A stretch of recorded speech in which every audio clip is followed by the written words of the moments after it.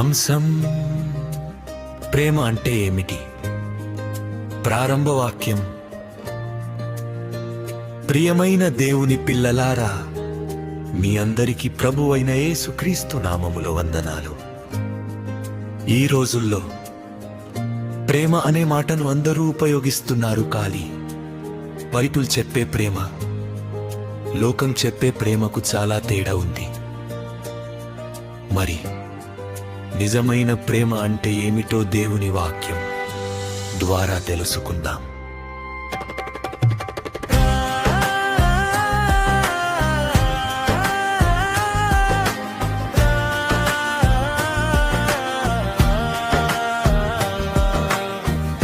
ప్రధాన వాక్యం కొరింథీయులకు ప్రేత్రాంజూర్యం క్షణాలు చెప్పబడ్డాయి.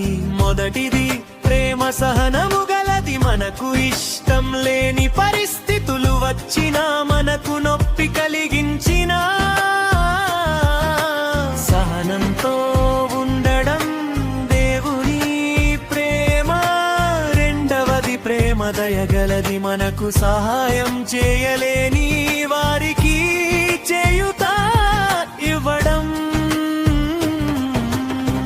కష్టాల్లో ఉన్న వారిని ఆదుకోవడం దేవునికి ఇష్టమైన ప్రేమ.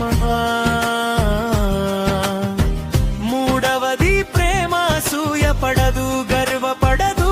ఇతరులు ఎదిగితే సంతోషపడాలి. మనం చేసిన మంచిని గొప్పగా చెప్పుకోవద్దు. ఇవన్నీ మన ప్రభువైన యేసుక్రీస్తు తన జీవితంలో చూపించాడు. ఆయన పాపులను ప్రేమించాడు, రోగులను స్వస్థపరిచాడు,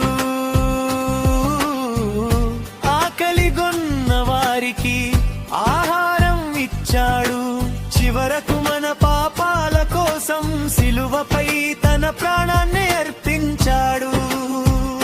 యోహాను 3:6 ఇలా వ్రాయబడింది: దేవుడు లోకమును ఎంతగానో ప్రేమించెను, అందుచేత తన అద్వితీయ కుమారునిగా పుట్టిన వానిని అనుగ్రహించెను.